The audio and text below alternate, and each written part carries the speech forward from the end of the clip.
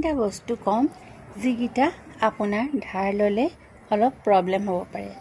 এই তিনিটা বস্তু কেতিয়াও আপুনি কাৰোবাৰ পৰা ধাৰ নল'ব। ধাৰ ল'লে আপোনাৰ ফাইনেন্সিয়েলি হওক বা ঘৰৰে হওক প্ৰব্লেম অহাৰ চান্সেছ থাকে। কি বস্তু চাওঁ আহক।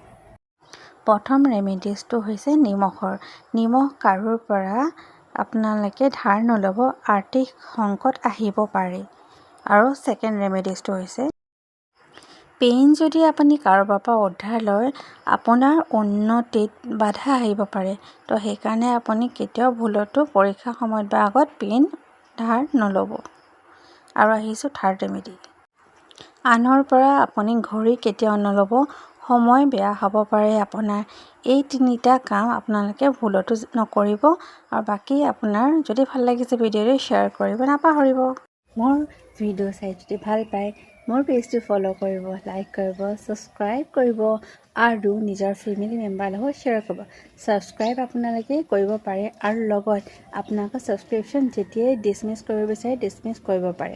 আৰু যদি ভিডিঅ'বোৰ এনেকুৱা ইনফৰ্মেটিভ লাগিছে, যদি ভাবে যে আপোনাৰ কামত আহিব, তেতিয়া আপুনি নিজেই ফ'ল' এটা মাৰিব আৰু মোক আপগ্ৰেড হোৱাত হেল্প কৰক। Thank you so' much. আহিম আকৌ নেক্সট ভিডিঅ'লৈ। তেতিয়ালৈ bye bye, take care, have a nice day.